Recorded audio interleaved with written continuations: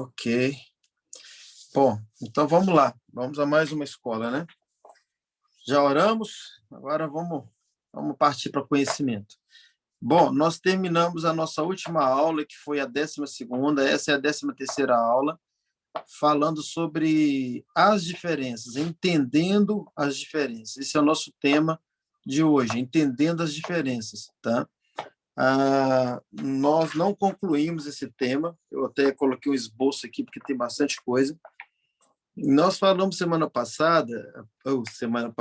aula passada, nós falamos sobre algumas diferenças, e nós paramos na última diferença aqui, depois nós vamos falar sobre as demais, espero encerrar esse tema hoje.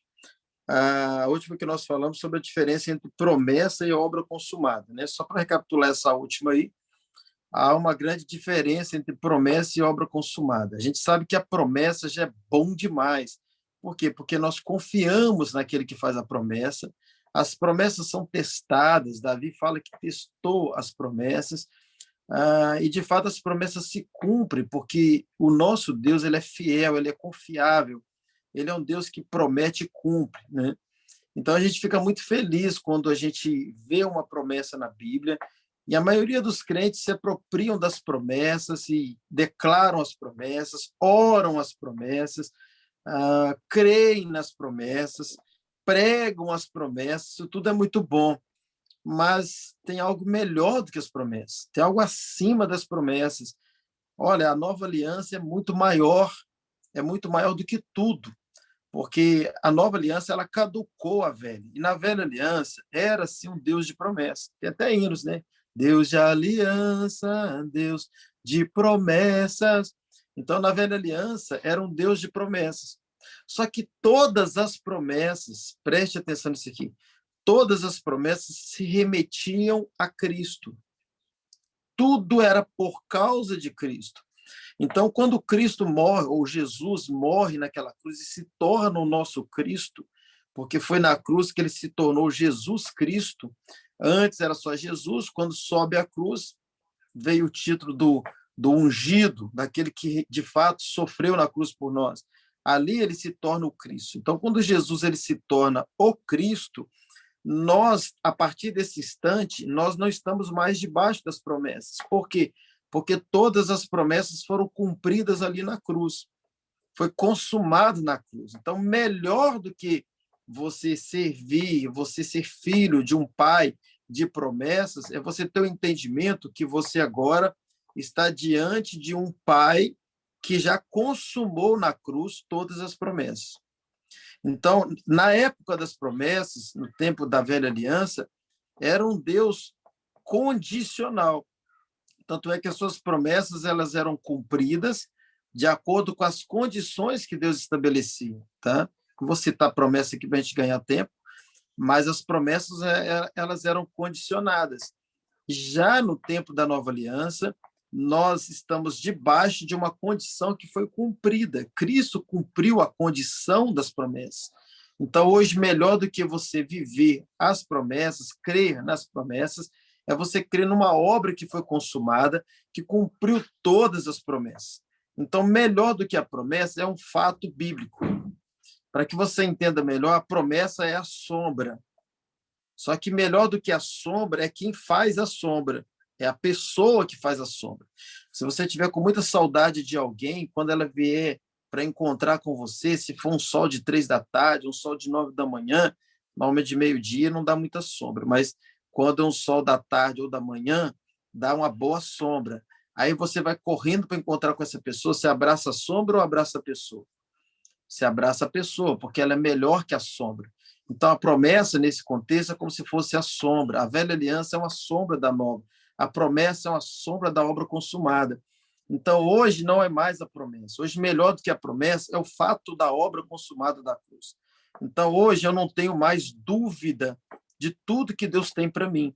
Por quê? Porque não é mais uma promessa condicional, mas é uma obra já consumada, é um preço que já foi pago e que já me fez justificado, regenerado, abençoado, próspero, salvo, liberto, tudo que você puder imaginar, todas as bênçãos, todo o pacote da cruz já é disponível para mim e não mais uma promessa. Não há mais como Deus não fazer, ele já fez. A promessa ele podia não fazer, não porque ele é infiel, mas o homem podia não cumprir a condição da promessa. Então, ele podia fazer ou não, executar ou não a promessa. Agora não, agora já está executado, já foi consumado na cruz. Então, veja, olha, como a gente sempre creu nas promessas e sabemos a importância das promessas, mas ficou melhor, porque hoje não é promessa, hoje é a obra consumada e na cruz está tudo. Você não precisa orar mais, por exemplo, assim, Senhor, a tua palavra me diz, eu fui moço, agora eu sou velho, contudo eu nunca vi um justo desamparado, nem sua descendência mendigar um pão. É uma promessa, então eu serei próspero, nunca vai me faltar nada. Sim, não está errado. Mas mais do que isso, você pode dizer assim, eu serei próspero porque está consumado. Eu sou abençoado porque está consumado. Eu sou salvo porque está consumado. Eu sou livre porque está consumado. Eu sou curado porque está consumado. Quando a promessa falava lá em Isaías 53 que verdadeiramente ele tomou sobre si, né? É uma promessa. Ainda que está ele tomou, mas era uma promessa, porque quando Isaías escreveu, falou ali, ainda Jesus não tinha morrido. Então ainda estava debaixo de uma promessa, mas hoje ele já morreu. Então não é mais uma promessa, é uma obra consumada. Então, ele já levou as minhas enfermidades, entende? Então, é muito melhor do que você crer na promessa, é você crer na obra consumada da cruz. O que tudo que foi consumado na cruz é muito maior do que aquilo que Deus prometeu. Ele não promete mais, ele já fez, queridos, já fez. E muitas vezes, muitas orações nossas não são respondidas porque Deus não vai fazer de novo o que ele já fez. Essa falta de entendimento faz com que muitos crentes fiquem com a vida um pouco atrasada em relação a viver o melhor de Deus, porque eles creem ainda numa promessa condicional que Deus vai fazer. Então, o que ele faz? Ele fica orando para Deus fazer, quando, na verdade, já está feito, está consumado. Você só se apropria do que a cruz já pagou por você, do que a cruz já cumpriu, do que a cruz já fez por você. Está tudo na cruz, está tudo na cruz, meus irmãos. Então, melhor do que a promessa é a obra consumada. Outra diferença também, parece boba essa diferença, mas ela não é boba, não é boba. Ela está debaixo de uma revelação. A diferença entre Deus e Pai. Nunca relacione com um Deus, relacione com um Pai que é Deus. Entende? Melhor do que a gente ter um Deus é você entender que você tem um Pai. Tá? Você sai de uma vida religiosa para um relacionamento de filho, de paternidade, quando você tem esse entendimento. Porque toda religião apresenta um Deus. Já parou para pensar nisso? Toda religião tem um Deus. A Igreja Católica tem um Deus, o Islã tem um Deus, que é o Alá, o budista tem um Deus. Quando você vai nas religiões da Índia, aquele monte de religião, tudo tem Deus. O próprio espiritismo tem o seu Deus, ainda que seja o diabo, mas é um Deus. O satanista tem um Deus, ele tem Satanás como Deus. Porque o que é o Deus? Deus é um ser superior. Então, a religião, ela apresenta um Deus. E muita gente faz, mesmo da igreja evangélica, faz da religião evangélica um Deus, né? Até na forma de orar. Soberano Deus e eterno Pai, não é? Tem muita gente que ora dessa forma, faz aquela eloquência toda numa oração, porque relaciona muito mais com um Deus. E aí, pronto, aí vem nesse contexto anterior que eu falei. Então, ele está muito ainda naquela linha de promessa, de um Deus que promete, né? O Senhor prometeu na tua palavra, e por aí vai, né?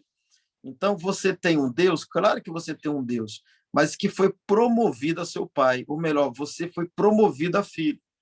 Então, mais do que você saber, ter uma consciência no seu espírito, na sua alma, dentro de você que você tem um Deus, creia que você tem um pai, que é Deus, um pai que é todo-poderoso.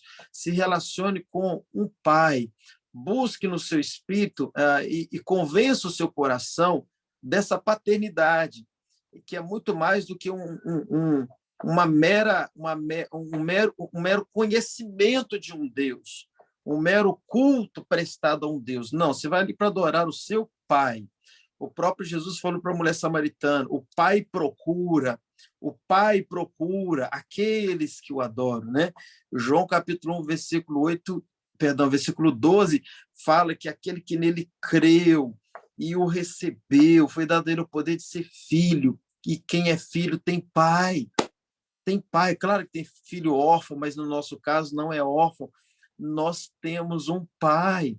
João 14,6, eu sou o caminho, a verdade e a vida. Ninguém veio ao Pai se não for por mim. Então, convença o seu coração que você tem um pai que é Deus. Quando você for orar, Jesus falou, né? Ore assim, Pai nosso, sabe? Essa consciência de pai, quando seu coração tem a consciência de um pai, só quando você, apenas por você mudar o seu coração para crer que você tem um pai, ao invés de apenas um Deus, já muda a sua qualidade de fé, já melhora a sua fé.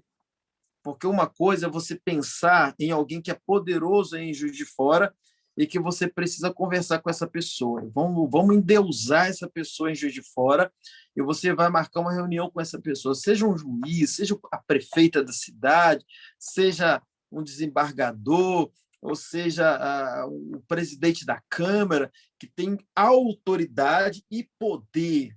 Então, você o classifica como um Deus com D minúsculo da cidade. Você vai estar com essa pessoa, porém com todas as suas preocupações, né? Todo aquele cuidado do que vai falar, com dúvida se vai ser atendido no seu pedido, na sua proposta. Agora, imagine o filho dessa pessoa, o filho do presidente da Câmara, o filho, não é o caso da nossa prefeita aí que não tem filho, mas imagine o filho dela se tivesse. Vamos pensar em outro prefeito, então. Imagine o filho do desembargador. Então, ele tem alguém que é poder e autoridade, porém ele é filho. Ele é filho. Você pode ter certeza que muitos filhos não batem na porta do gabinete de uma prefeitura. Ele chega e entra. Ele não bate na porta do fórum. Ele chega e entra, a menos que esteja acontecendo uma audiência e tal. Mas ele tem intimidade, porque além do poder daquela pessoa, seja ali como magistrado, seja como executivo, como presidente da Câmara, além do poder, é o pai dessa pessoa, é o pai. Então, ele vai sabendo que tem ali um Deus, nesse entendimento nosso aqui, tá, gente? É um Deus, mas também é um pai, e por isso ele tem um livre acesso, né? Ele tem mais liberdade, ele tem a fé plena, que na hora que ele vai procurar aquele pai, ele vai ser atendido, seja até mesmo através de um WhatsApp, de uma ligação, porque é o pai dele, é o pai. Ele é o poder e também é o pai.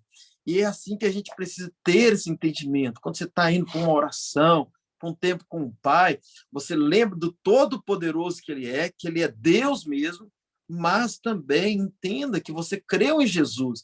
E por você ter crido em Jesus e recebido Jesus, você recebeu o poder, está lá em João 1,12, de se tornar filho de um Deus Todo-Poderoso. Você é filho. Então, é diferente uma relação com Deus e é diferente a relação com um pai que é Deus. Entenda que na cidade de Juiz de Fora, todos têm, pode ter acesso, presta atenção, todos podem ter acesso a esses nomes que eu falei, esses títulos que eu falei, mas o filho tem um acesso muito mais fácil. O filho encontra, né, com esse pai, essa mãe, toda noite. Claro, estou falando de um filho solteiro que mora em casa. Tem relacionamento, tem afeto, está perto. E é isso que a gente precisa entender, ter esse entendimento que nós temos um pai, nós temos, além de um Deus Todo-Poderoso, um governo sobre a nossa vida, é claro, ele é o nosso pai. Amém? Então, a diferença é essa, Deus e pai. Ele é Deus, sim, mas muito mais do que ser Deus. Ele é o nosso pai. Amém? Muito importante você ter esse entendimento. Um outro entendimento aqui também, que a gente quer separar com os irmãos, entendendo as diferenças, é a diferença entre justiça e juízo. Talvez você já viu muito esse termo assim. Deixa eu mexer um pouquinho o celular aqui, peraí. Deus, ele é amor, né? Deus, ele é amor, mas ele também peraí, ele é amor, mas ele também é o quê? É justiça, né? Tem gente que fala assim, né? Deus é amor, mas ele é justiça, né? E muita gente pega essa palavra justiça com o entendimento do contrário do amor. Mas, quando usa essa palavra mas, né? Ele é amor, mas é o outro lado.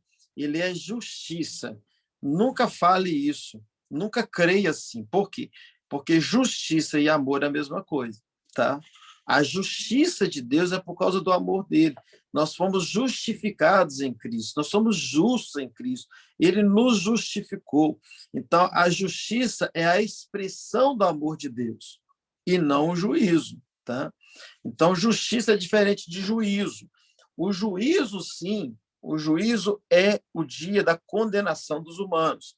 Aqueles que, infelizmente, não creram em Jesus, eles vão, infelizmente, morar no lago de fogo. Mas isso é juízo e não justiça. Outra coisa a observar também, na diferença de juízo e justiça, é que o juízo de Deus ele não se manifesta nesse tempo, que é o tempo da graça. Tá? Nesse tempo da graça, só se manifesta a justiça, que é o amor, que é o justificar o homem. Então, isso é a justiça de Deus. Por que não manifesta o juízo, pastor? Porque o juízo já se manifestou. E é isso que a gente precisa entender. Quando Jesus morre naquela cruz, todo o juízo dos humanos, do tempo da graça, foi sobre ele na cruz.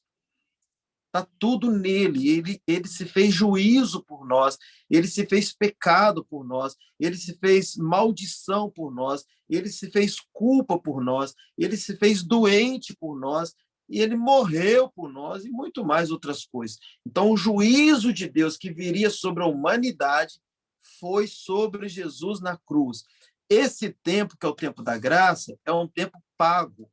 Então, toma muito cuidado quando alguém fala assim: esses terremotos é o juízo de Deus. Sabe o que aconteceu em Petrópolis? É o juízo de Deus.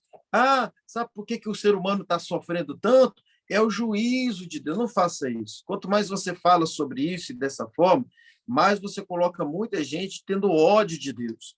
Porque eles pensam assim: poxa, se esse Deus é tão mau assim, eu não quero nada com esse Deus. Eu serei assim como eu creio que Deus é. Quanto mais eu creio no Deus de justiça, no sentido de juízo, eu serei uma pessoa que fica julgando as outras pessoas. Quanto mais eu creio num Deus mau, mais mal eu fico. Porque eu entendo o seguinte: se Deus é, por que eu não posso ser? A gente tem que tomar muito esse cuidado para a gente não crer num Deus que é, porém, de forma errada. Porque é assim que eu vou ser, ou pior ainda. A gente sempre quer se espelhar em quem é o melhor, e Deus é o maior, é o melhor. Então, se ele aplica juízo, então por que eu não vou aplicar? Eu serei como Deus é, como eu creio que Deus é. Então, toma muito esse cuidado. Deus, ele não aplica juízo, ele não é juízo no tempo da graça, porque ele já aplicou todo o juízo dele sobre Cristo. Cristo se fez condenação por nós, se fez culpa por nós, Cristo foi preso por nós, Cristo morreu por nós, está tudo em Cristo. Então, esse tempo, até a volta de Cristo, o primeiro arrebatamento, está tudo pago, é um tempo pago. Inclusive, aquela parábola do bom samaritano, lembra ali de Lucas 10, que fala que o bom samaritano pega aquele homem que estava todo machucado, deita azeite, deita vinho, coloca na cavalgadura e diz que leva esse homem até a hospedaria e diz para ele assim: olha, cuida bem dele, que na primeira a Bíblia diz que ele paga 2 denários. Vocês lembram dessa passagem? Ele paga 2 denários para o hospedeiro e fala assim: cuida bem deles. Isso, eu estou pagando aqui para você cuidar. Preste atenção nisso aqui. Eu estou pagando para você cuidar desse homem para mim. Cuida bem dele. Toma aqui 2 denários. E se gastar mais alguma coisa, eu te pago quando eu voltar. Né? Essa é uma passagem bíblica de Lucas, capítulo 10, que é a parábola do bom samaritano. Né?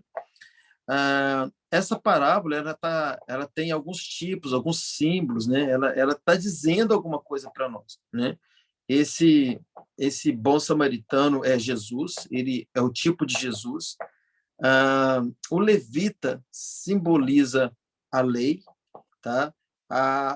O sacerdote simboliza a religião. Depois, quem não conhece essa passagem, lê lá, Lucas 10. O homem foi espancado por um assaltante, estava quase morto, descendo de Jerusalém para Jericó, e aí o levita passa e não faz nada por ele, não resolveu o problema dele, que é a lei, que não resolve o nosso problema. Depois passou por ele também o sacerdote, que simboliza a religião não salva ninguém, não pode fazer nada por nós também. A Bíblia diz que depois passa o bom samaritano, que simboliza o próprio Jesus. E aí o bom samaritano pega ele, eu estou voltando um pouquinho a história, volta ele, coloca na cavalgada. Ai, Jesus. Deu branco aqui agora. Coloca no cavalo. Coloca lá no cavalo e leva até a hospedaria. Cavalgadura, eu acho que está lá. Leva até a hospedaria, chega na hospedaria, o bom samaritano pega 2 denários e dá para aquele hospedeiro e fala assim, cuida bem desse homem, preste atenção nisso aqui, cuida bem dele. E se gastares mais alguma coisa, eu pagarei quando eu voltar. Aí você pode dizer assim, pastor, você está mudando de assunto? Não, estou nada, vamos lá. Vamos aprofundar um pouco mais aqui. Então, o que está acontecendo aqui? Esse homem que simboliza Jesus, ele vai até o hospedeiro. O hospedeiro simboliza o Espírito Santo. Então, esse homem que estava caído, machucado, somos nós humanos. Jesus salva a gente e coloca alguém para cuidar da gente. Quem é esse alguém? O Espírito Santo. E ele dá um tempo, porque 2 denários naquela época simbolizavam 2 dias de trabalho. 2 dias de trabalho. Então, Jesus dá para aquele hospedeiro, o dono da hospedaria, 2 dias de trabalho. Só que a Bíblia diz para nós, no Salmo 90, verso 4, Pedro também fala isso, numa de suas cartas, que 1000 anos para Deus é como se fosse um dia. Então, se aquele homem recebeu 2 denários, que simboliza 2 dias de trabalho, 1000 anos é como um dia, então ele recebeu 2000 anos. 2000 anos. Então, o hospedeiro, que é o Espírito Santo, recebeu, está pago, 2000 anos. E o bom samaritano fala assim, e se gastares mais alguma coisa, eu pagarei quando eu voltar. Então, veja que o bom samaritano promete a volta. E essa volta é a promessa, que é a volta de Cristo. Esses 2000 anos é o tempo que já está pago, que é o tempo da graça, que Jesus já pagou, que o bom samaritano já pagou, e que promete, se gastar mais, eu vou pagar ainda. Então, já passaram-se 2000 anos, o calendário começou a contar em Jesus, nós já estamos em 2022, esses 2000 anos já findou, né? É claro que esse tempo que a gente ainda está na Terra ainda está pago, porque ele prometeu pagar quando voltar, mas é um tempo pago. E se é um tempo pago, e Jesus de fato está às portas, até por esse raciocínio aqui, se é um tempo pago, não existe um segundo pagamento. Então, não há juízo, porque o juízo é a falta de um pagamento. O juízo é uma dívida. Então, a partir do momento que o ser humano está debaixo desse tempo da graça, o próprio nome diz, graça, não há juízo nesse tempo. Então, não pense você que quando acontece alguma coisa na Terra, até muitas vezes parece, mas não é o juízo de Deus, não é. Às vezes tem situações que parecem muita coincidência, igual essa questão do que aconteceu lá na apoteose, no carnaval, de fazer aquilo que fez com a cruz, simbolizando Jesus e tal, e depois veio a pandemia, e muita gente fala, viu, olha o juízo de Deus. Não, não, não. O diabo até arma situações dessas para a gente ficar mal com Deus, para a gente pensar que é o juízo de Deus. Não, não. As consequências do pecado estão aí por si só, sem o Deus fazer nada, sem até o próprio diabo fazer nada, o homem já sofre suas terríveis consequências. Mas não impute a Deus nenhuma maldição, nada que tenha acontecido nesse tempo, porque senão Deus estaria crucificando Jesus de novo. Está tudo pago, esse tempo é um tempo que já está consumado, e por isso que ele é chamado tempo da graça. Bom, depois que encerra esse tempo, aí a gente sabe que tem a escatologia, tem os momentos, grande tribulação, tribunal de Cristo, claro, os arrebatamentos, bodas do Cordeiro, milênio. Aí lá em Apocalipse 20, a partir do versículo 11, aí sim, lá está falando do juízo final. Aí teremos sim, ou melhor, não nós, mas aquele que não foi salvo vai passar pelo juízo final. Mas esse juízo não se aplica no tempo da graça. Deus não está julgando ninguém nesse tempo, não está condenando ninguém, não está descarregando a sua ira, mesmo que alguém seja culpado no tempo da graça. Não, esse tempo não é tempo de julgamento, esse tempo é o tempo da graça, o tempo de salvar. Jesus não veio para condenar o homem, como ele diz em João, capítulo 3, versículos 16, 17, 18, mas ele veio para salvar o ser humano. Amém? Bom, eu vou dar uma parada aqui, já fomos meia hora aqui, para abrir para vocês fazer alguma pergunta. Espero que vocês tenham elaborado alguma coisa aí, para a gente continuar daqui a pouco, mas se alguém quiser falar alguma coisa acerca do que já falamos, pode abrir o microfone aí e falar, tá bom? Quem vai ser o primeiro?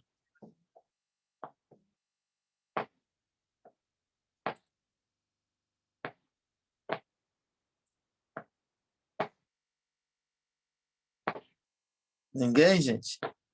Tá tudo certo? Vocês estão entendendo? Dá um joinha aí. Ô, pastor, muito claro a explicação, então, assim, não tem o que perguntar.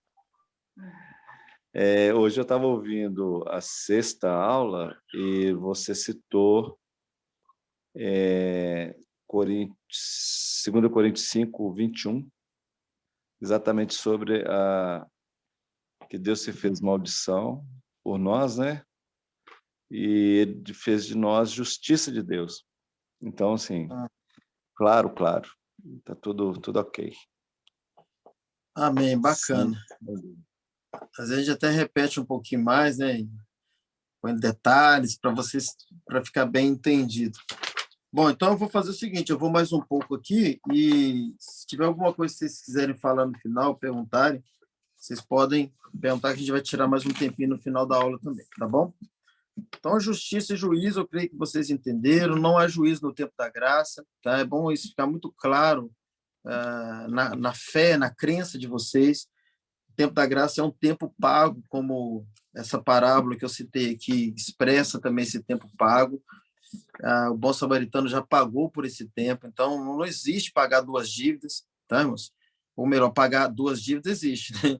Não existe pagar a mesma dívida duas vezes, né? Então, se você tem, por exemplo, uma dívida lá numa loja lá e alguém, gente boa demais, chega para você e fala assim, sabe aquela calça que você comprou naquela loja lá, que você ficou de dar o dinheiro depois?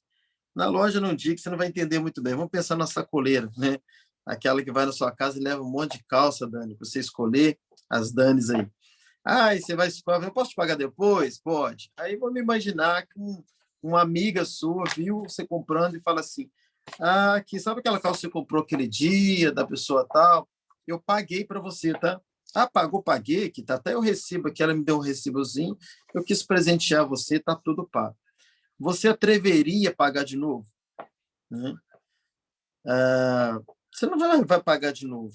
Eu fiz isso um dia lá em Santarém. Eu estava dentro do ônibus, eu até fiz um videozinho depois. A ideia era realmente trazer uma mensagem. Eu estava sentado na frente do cobrador, assim, perdão, atrás do cobrador, o cobrador na minha frente, estava bem na roleta ali, e o ônibus ia demorar uns 40 minutos para chegar no destino. E no meio da viagem veio uma louca em mim assim, eu falei assim, eu vou fazer um negócio legal aqui. Esse vídeo está até no meu Instagram. Aí eu peguei e paguei a passagem. Aí eu paguei. Aí eu falei aqui, deu dinheiro para ele, tal, direitinho, vi o valor, paguei para ele. Acho que era baratinho, 3 e pouco.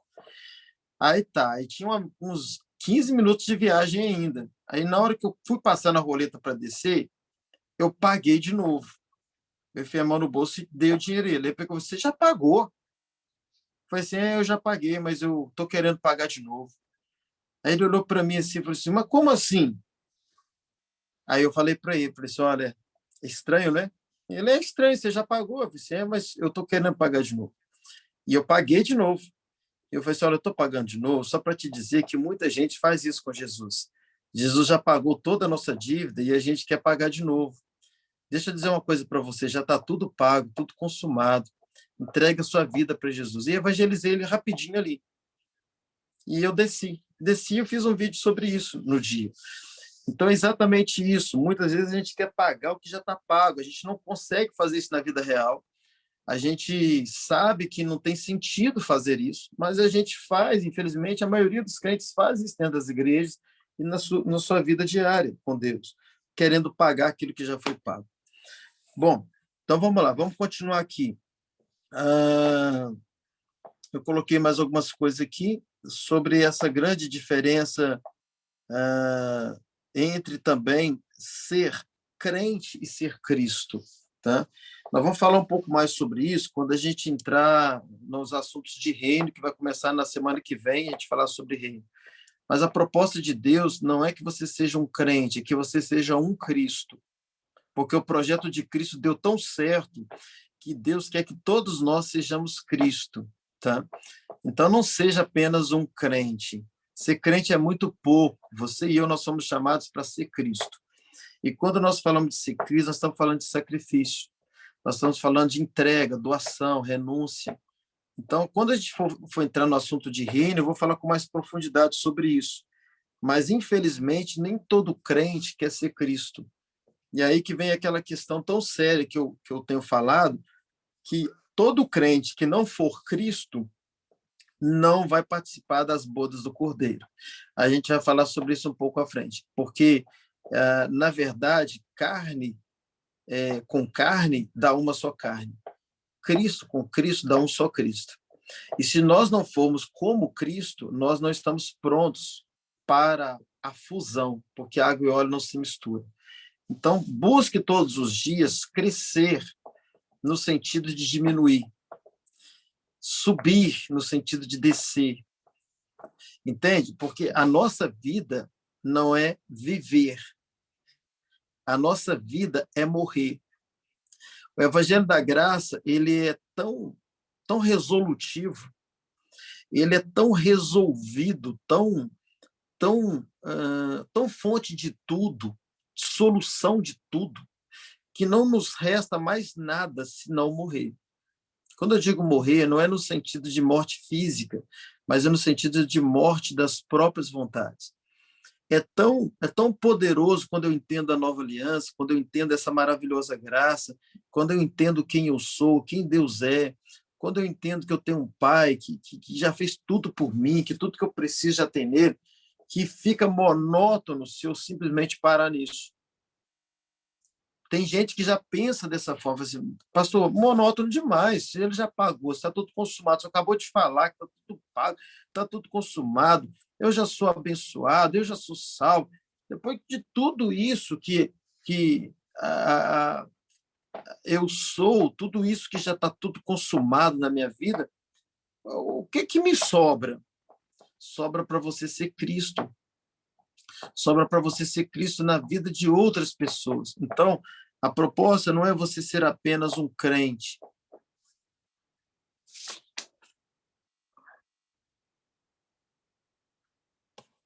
Espera aí, gente.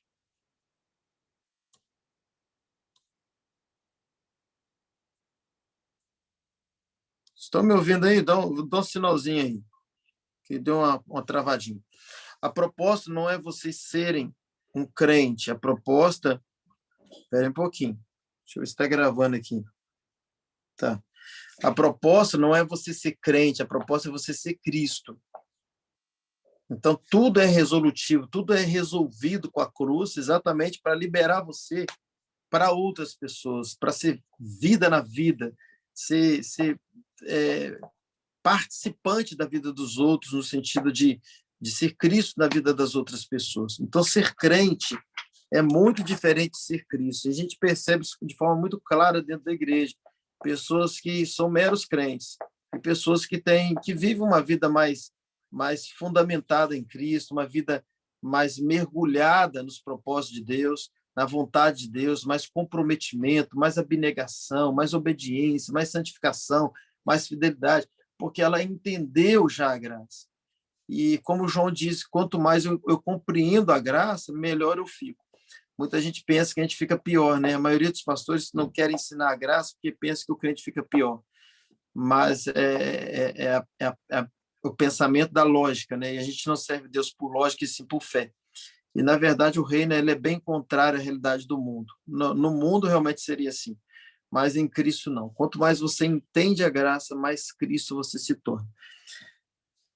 Uma outra diferença também, que eu vou compartilhar para a gente já partir para o encerramento, é você ter a consciência que você não vai a uma igreja para assistir um culto, você vai a uma igreja para prestar um culto. É uma nova consciência. Nós não devemos ter essa consciência, esse entendimento que eu vou à igreja para assistir um culto. Porque quando eu tenho esse entendimento que eu vou na igreja para assistir um culto, eu passo a ser alguém que exige, alguém que está indo numa motivação de exigência do que vão fazer por mim. Agora, quando eu entendo que já foi feito tudo por mim na cruz, eu já começo, é o que eu falei agora de ser Cristo, eu já começo a entender que estou indo em qualquer lugar e tudo que eu faço é para servir. Então, eu não estou indo na igreja nessa cultura da maioria das igrejas, que é esse entendimento. Eu estou indo buscar minha bênção, buscar minha vitória, buscar o meu milagre, não é assim? Eu estou indo porque eu estou indo para ser abençoado. Não, queridos, culto não vai te fazer abençoado. Não é mais um culto, 5 cultos, 10 cultos. Nós já tinha passado os anjos. Olha quantos cultos nós já assistimos. Então, o culto não é para te fazer abençoado, não é para melhorar você, não é nada disso. Não é nada disso. Tudo bem que ali tem uma palavra, um ensino, né? Mas o culto, o propósito maior do culto é você estar com os irmãos para abençoar os irmãos. Você está ali para prestar um culto a Deus. E prestar o culto é você prestar aos irmãos, você servir os irmãos. Isso é o melhor culto que nós podemos prestar, é servir os irmãos, é para estar em comunhão, para estarem em corpo. Esse é o propósito maior de estar no culto. Nunca esteja em um culto, em uma reunião de igreja, com essa motivação que você foi buscar alguma coisa. Se existe coisa mais trágica, é isso. Essa motivação de estar indo ali para buscar, sabe? Com esse egocentrismo. Não, querido, você está indo para um culto cristão, você está indo para ser Cristo, para se oferecer. Você está indo ali para estar na arena, não é na plateia, né? Você está ali para prestar um espetáculo, para prestar sua maior adoração ao Senhor e prestando também o seu culto a Ele junto com os irmãos. Você está adorando a Deus e servindo os irmãos. Esse é o propósito de um culto. Porque imagine, cada dia que você vai entendendo a nova aliança, você tem que tomar esse cuidado para você não ser um desigrejado. Porque você começa a pensar assim, poxa, se eu já está tudo pago, está tudo consumado, o que eu vou fazer na igreja? Porque você tinha motivação que você ia lá para quê? Você ia lá para buscar a sua bênção, você ia lá para buscar a sua vitória. Aí você já sabe que você já é vitorioso, você já é abençoado. Ia lá para buscar minha cura. Você já sabe que você já é curado, você recebe até a cura em casa, debaixo da sua fé agora. Então, ninguém impõe a mão em você, você está sentindo uma dor, você repreende, rejeita, você é curado. Então, daqui a pouquinho você está percebendo que você consegue resolver tudo em casa. Tudo, às vezes até na rua, no trabalho, porque você já entende que está tudo dentro. Então, se você tem uma consciência que estar no culto é para buscar alguma coisa que você já tem, o que você vai fazer lá? Quanto que você vai no mercado? Tem muita gente que faz a igreja de supermercado. Quando você vai no mercado? Quando você precisa de alguma coisa na sua casa, não é assim? Quando você vai num restaurante? Quando você está com fome e não fez comida em casa. Então, não faça da igreja um restaurante, um supermercado. Quando é que você para sua moto, seu carro no posto de gasolina? Quando está acabando a gasolina. Então, esse entendimento de fazer de igreja, posto de gasolina, restaurante, supermercado, isso é trágico, isso é pobre demais, isso é pobre, uma consciência totalmente medíocre que foi colocado no povo de Deus. Então, a maioria vão para a igreja com essa consciência. Eu estou indo buscar alguma coisa. Não, querido, você está indo se doar, você está indo se oferecer, você está indo se entregar. Ali é lugar de entrega de tudo que Deus já te deu no seu dia a dia. do seu dia a dia. Então, se você vai ao culto no domingo, por exemplo, você vai com um coração grato, como o último dia da semana no calendário romano, você está indo ali para louvar, glorificar a Deus por uma semana tão poderosa que você recebeu, como você pode estar indo ali para começar a sua semana adorando a Deus no calendário judeu, que vê domingo como primeiro dia. Você está ali para servir, para se entregar, para se doar. Então, coloca uma motivação correta, porque senão você vai ter uma mentalidade equivocada. Você vai assim, não, eu não preciso ir ao culto, e aí você começa a ser desigrejado. Vou quinzenal, vou o dia que der, porque você tem a mentalidade que você já é abençoado, de fato você não precisa de estar lá para ser abençoado. Eu não preciso. Então, se você tem essa mentalidade que estar lá é para buscar alguma coisa, você vai se tornar um desigrejado. Isso é perigoso, porque ninguém é igreja sozinho, ninguém é corpo sozinho, ninguém é noivo sozinho. Então, nós somos juntos uma só fé, um só Espírito, um só batismo, um só Deus, uma só noiva, um só Cristo, um só céu, um só Pai, é tudo um. Só que é um em nós. Então, nós precisamos estar ali numa consciência de corpo. Nós precisamos estar ali numa consciência de igreja, uma consciência de família, que eu estou ali para servir os meus irmãos. Então, inclusive, é muito importante essa consciência de antes culto e pós-culto, sabe? E a gente tem uma consciência errada de chegar ali na hora do culto, sem uns minutos antes para bater um papo com os irmãos, na correria vai embora no final do culto. Não é, irmão. A gente está ali por causa dos irmãos. Então, se eu fico ali, eu fico louvando, ninguém pode me interromper. Eu estou aqui louvando, pronto. De fato, ninguém vai te interromper. Aí depois tem uma pregação que você quer prestar atenção, ninguém vai te interromper. A que momento você foi ali para servir os irmãos? Então, olha que consciência equivocada que tem dentro da igreja. Então, o que é o ideal? É você, primeiro, ter essa consciência que você vai ali para servir, para se doar, para se entregar, para prestar um culto, e você vai estar ainda ali por causa dos irmãos também. E muito mais do que por causa de Deus, sabia? Por incrível que pareça. Porque Deus está dentro de você. Então, você não precisa ir em algum lugar. Olha a consciência equivocada que a maioria tem. Estou indo lá adorar a Deus. Não, a mulher samaritana perguntou se era um lugar, e o que Jesus falou para ela? Não, vem a hora, já chegou, que não é um lugar, é dentro, é no espírito. Então, você não precisa ir ao culto. Então, sim, eu estou ali também para adorar a Deus também. Mas, gente, a gente precisa ter essa consciência que o melhor de estar numa reunião são os irmãos. E daí eu preciso pensar um pouco nisso. Espera aí, deixa eu alongar mais o meu tempo naquele salão, naquele lugar. Deixa eu chegar um pouquinho mais cedo. Deixa eu sair um pouquinho mais tarde. Eu não vou sair na correria. Quando eu estava no mundo, eu ficava até de madrugada. Por que eu não posso ficar meia horinha a mais ali para conhecer mais os irmãos, para estar com os irmãos, para gerar mais relacionamento, para ser igreja, para ser Cristo na vida dos irmãos? Essa tem que ser a nossa consciência. Não é que tem, perdão, eu não gosto de usar esse termo. Essa é a nossa melhor consciência. É bom que seja assim, que a gente esteja ali para prestar o nosso verdadeiro culto com os irmãos a Deus. E quando você presta esse culto a Deus, é também a favor dos irmãos. Porque, na verdade, Deus não há nada que nós temos que ele precise. Tudo que a gente faz é sempre a favor do próximo. Então, mude a sua consciência, porque se você não mudar essa consciência, você vai simplesmente meio que abandonar os cultos quando você tem essa revelação plena da nova aliança. Mas a nova aliança é exatamente para libertar você de você mesmo e você viver em prol de gente. E aí você pensa o seguinte, poxa, o lugar mais que eu tenho a maior oportunidade de servir vai ser na igreja, porque lá tem bastante gente, deixa eu ir para lá. Então, muda a sua consciência. Eu estou indo lá porque lá é um lugar que eu tenho uma grande oportunidade de servir os irmãos. E é claro que também no dia a dia, lá no seu trabalho, onde se tiver, onde se relacionar com gente, na sua vizinhança, isso também é prestar culto. Então, prestar culto é tudo que você faz a favor do próximo. E igreja é um ambiente propício para você fazer a favor do próximo. Então, por isso que você precisa congregar. Amém? Deixa eu ver mais um aqui. Ok.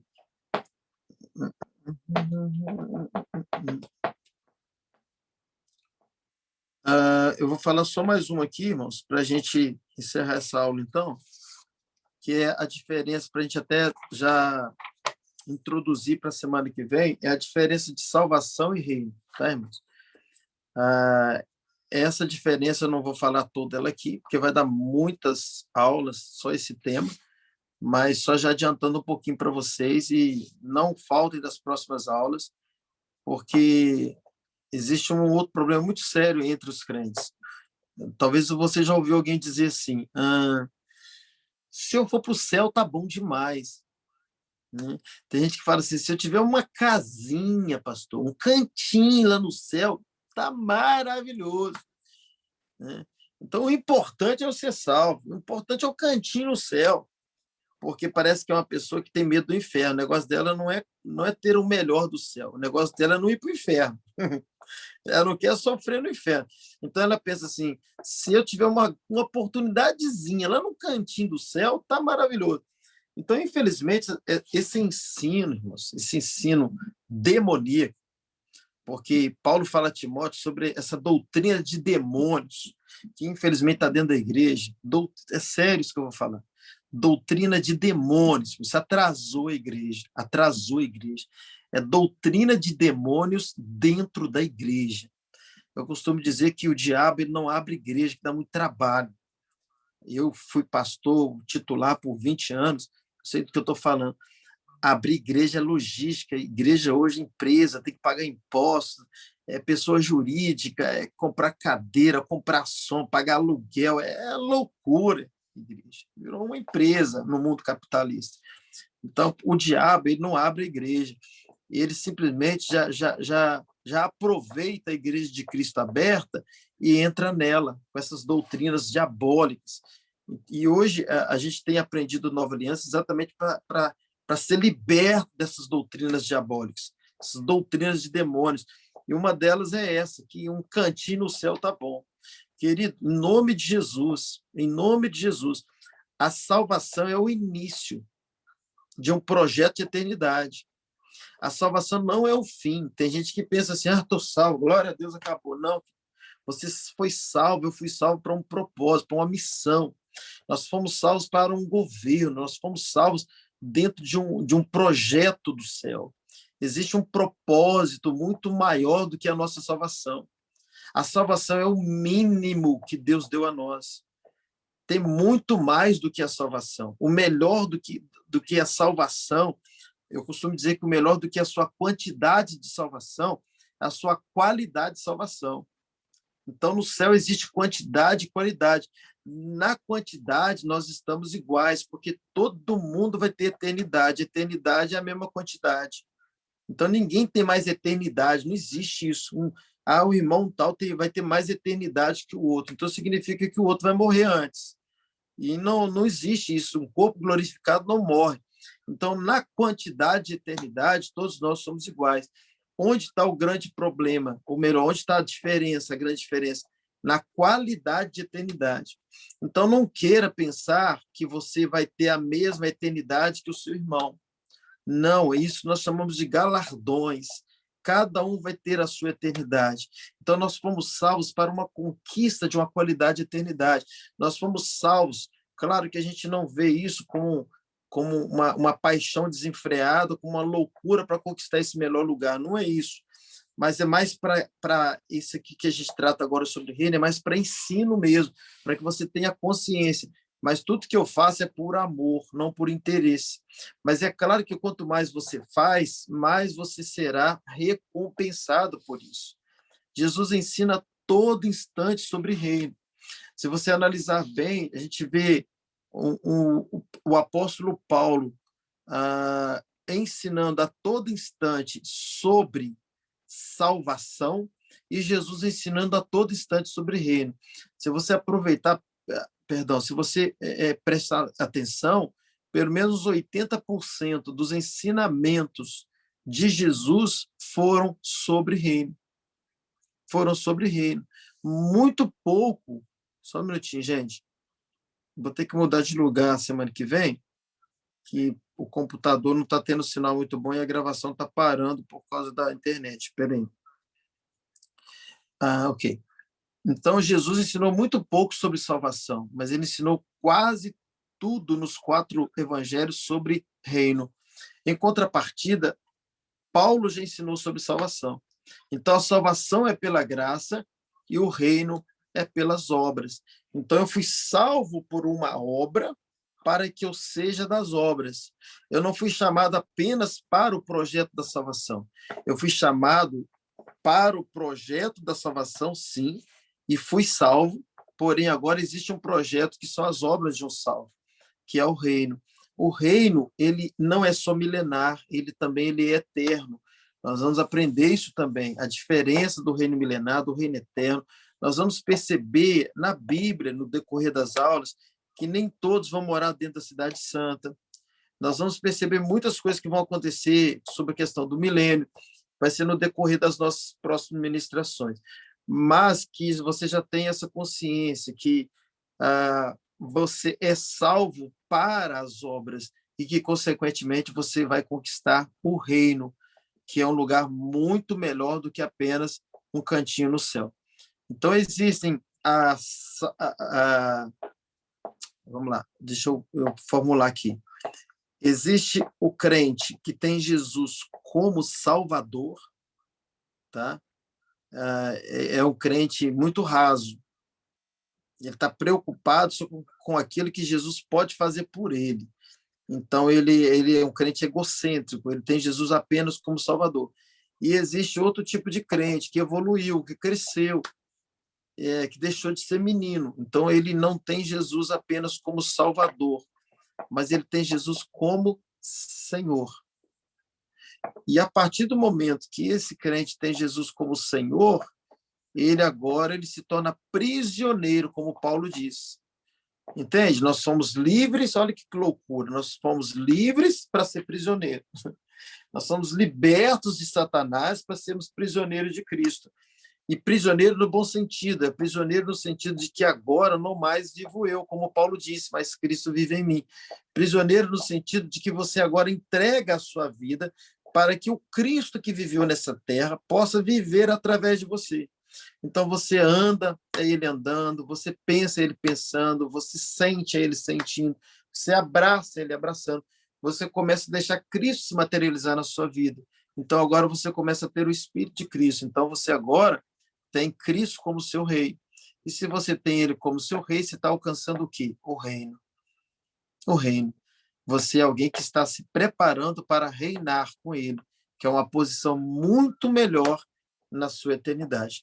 Mas nós vamos falar sobre isso nas próximas aulas, e você percebe isso mesmo, que as parábolas que Jesus conta, ele sempre começa: o reino dos céus é semelhante a... E ali você vê 2 tipos de crentes na parábola. Você vê aqueles que foram aprovados e aqueles que foram o quê? Reprovados. Nós não fomos chamados para ser reprovados, nós fomos chamados para ser aprovados. E isso depende do nosso nível de entrega. Ok? Então, nós vamos parar por aqui. Aqui já são 1h, aleluia. Ai, ai. Tem alguém que quer falar alguma coisa? Vou liberar aqui para vocês falarem, para a gente já partir para o encerramento.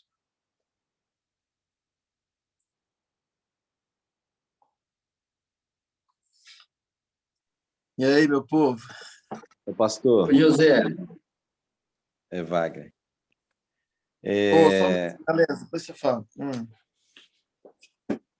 Então, enquanto você estava falando sobre ir à igreja, né, no domingo, desde que eu nasci de novo, já tenho uns 20 e poucos anos, eu sempre pensei que eu nunca gostei desse modelo de igreja, de culto, né? Eu sempre pensei, parecido com o que você falou aí, que eu vou à igreja exatamente para poder encontrar com os irmãos e poder testemunhar daquilo e agradecer, com certeza, daquilo que Deus fez em mim através de mim. Porque o que eu creio é que você vai animar os irmãos e vai ser animado por eles pelo testemunho e a gratidão que você tem sobre o que Deus tem feito na sua vida, para as pessoas e para você. É parecido com o que você falou. Estou dando glória a Deus aqui com a Mônica sobre Amém. isso. Eu nunca vi ninguém falar assim. É a primeira vez. Glória a E eu, Deus, glória a Deus. Ali é lugar de encontrar. Essa é a verdade. Esse formato nosso de culto, assim, a gente sabe que precisa de muita ousadia, mas ele deveria mudar e muito. É uma quebra de paradigma. O formato de culto, você pode perceber, é tudo igual, virou uma religião. Eu estou assim, eu falo para minha vergonha, até mesmo na própria Resgatando, né? Chega aquela correria, quando já começou o louvor, e você vai louva como se não tivesse isso em casa. Como se não tivesse isso em casa. Aí você vai louva, e aí termina o louvor, vem a palavra, os avisos, recolhe a oferta, vai todo mundo embora. Então, assim, se a gente pensar bem, a gente está indo ali para encontrar com Deus. E se a gente está indo ali para encontrar com Deus, aí joga por terra tudo que a gente está aprendendo. Porque nós já temos esse Deus dentro da gente, e a gente tem um encontro com ele 24 horas por dia, até no nosso sono. Então, ali não é. Qual o tempo que a gente tem com os irmãos? Estou ali para encontrar com os meus irmãos, estou ali para encontrar com a minha família, com o corpo. Esse local é muito mais, por incrível que pareça, parece uma heresia isso, mas é muito mais. Eu costumo dizer que uma heresia, ela está muito, perdão, uma grande revelação, ela está muito perto de uma heresia, porque escandaliza muita gente mesmo, né? É uma grande revelação, mas ela está muito perto de uma heresia, porque escandaliza muita gente. Então, assim, se analisar bem, aquele lugar ali é muito mais de um encontro do corpo, né? De discernir o corpo, como Paulo fala na ministração da ceia, esse discernimento de estar ali junto, um tempo de mesa com os irmãos, que a ceia é esse tempo de mesa, do que estar ali para adorar a Deus. Por incrível que pareça. Porque eu não posso fazer de um ambiente desse um lugar só de adorar a Deus de jeito nenhum. Porque se eu limito, primeiro, a minha adoração a um lugar e limito o lugar à minha adoração, pronto. Então, qual a comunhão que eu tenho com os irmãos? E sem contar o decorrer da semana. Porque o ideal é ainda que eu esteja em comunhão com os meus irmãos no decorrer da semana, uma boa comunhão, né? Nas ferramentas que existem hoje, o WhatsApp, que querendo ou não, dá para você ter papo com os irmãos, bater papo, se conhecer melhor e por aí vai, sair junto, de viver como igreja. Então, a igreja é um lugar de encontro, e não é com Deus, porque eu não vou em algum lugar encontrar com Deus, eu tenho que acabar com essa crise. Deus já está dentro de mim, é o meu encontro, já encontrei Deus, ele me encontrou, não tem como eu ir em algum lugar encontrar Deus.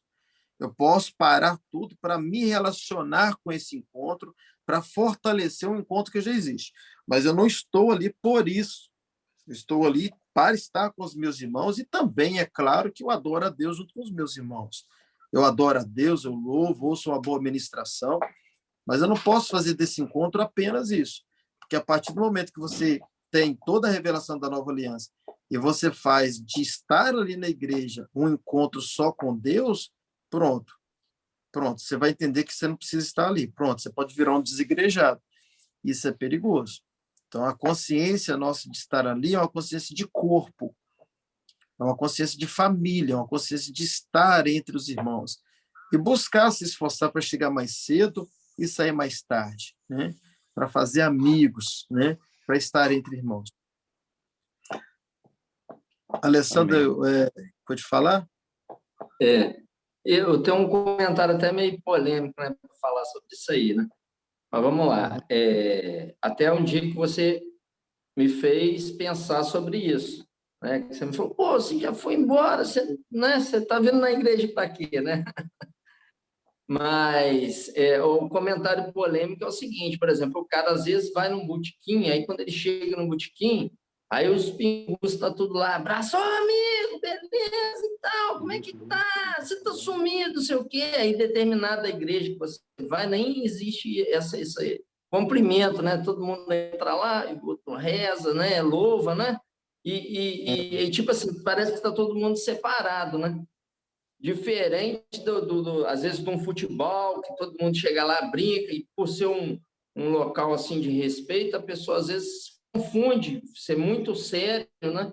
Ali acha que, né, está desrespeitando, se cumprimentar, brincar com a outra pessoa. Então, assim, é meio polêmica essa visão, né? Mas é uma visão assim que tem fundamento, né? Não, você está certo, cara. Você está certo, né? Os filhos das trevas, como Jesus disse, às vezes são mais prudentes que os filhos da luz. É isso, é a tal da religião, né? Infelizmente a gente aprendeu assim, a gente tem essa dificuldade de implantar algo novo num sistema, né, que já existe há décadas e décadas, e podemos dizer há séculos, né? Esse modelo desse formato de culto, né? De um lugar onde você vai e já existe essa rotina, que é uma abertura de um culto através do louvor, depois vem recolher a oferta, aviso, pregar e ir embora. Mas se a gente aprofunda um pouco mais nisso, é uma quebra de paradigma, porque na verdade não é isso. E eu volto a dizer, quanto mais você tem a revelação da nova aliança, de um Deus dentro, de uma obra consumada, de tudo que Cristo já fez por você, você vai pensar o seguinte: o que eu vou fazer naquele lugar? O que eu vou... Pensa comigo, se não é. O que eu vou fazer ali? Eu já sou abençoado, eu relaciono com Deus dentro da minha casa, eu sinto a presença dele, já chorei a semana inteira dirigindo, falando com ele. Sabe, você teve aquela semana poderosa, você fica pensando, o que eu vou fazer num lugar desse? Entende? Porque dá para você se manter cristão em casa. Claro que dá. Mas eu preciso ter uma consciência que não é aquele lugar que me mantém cristão, não é aquele lugar que me abençoa, não é aquele lugar que eu não estou ali para receber mais nada, eu estou ali para me doar, eu estou ali para servir, como acabei de falar. Eu estou ali para ser um instrumento nas mãos do Senhor, eu estou ali para estar com os meus irmãos, porque ninguém é corpo sozinho, ninguém é família sozinho. Uma pessoa que nem casou, ele não tem família. Ele precisa primeiro de já uma outra, que é a esposa, depois filhos, para formar uma família. Então, a gente está ali para estar em família. E aí, se a gente aprofundar um pouco mais isso, vem as crises, porque se eu estou ali por causa dos irmãos, e é claro, adorando junto com os irmãos, então cadê o tempo que eu estou com os irmãos? Que tempo que eu estou usando ali para estar com os irmãos? Cadê o tempo de comunhão, o tempo de mesa? Por que as reuniões de ceias têm essa tendência de ser mais cheias? Porque, se você analisar bem, já existe essa consciência lá no fundinho das pessoas. A ideia do culto de ceia, na maioria das igrejas, ser um culto mais cheio, é porque na mente do crente está assim: é ceia, eu tenho que estar na mesa com os irmãos. Eu tenho que estar lá, porque o dia é o dia do corpo se reunir. Não, o dia do corpo se reunir, se possível, todo dia. É todo domingo, é todo dia de culto, é dia do corpo estar junto, independente de ceia. Aí eles têm essa consciência que o dia da ceia é o dia da mesa, é o dia de comer o pão juntos. Não, a gente está ali, todo encontro nosso é para comer pão junto, ainda que não exista o pão.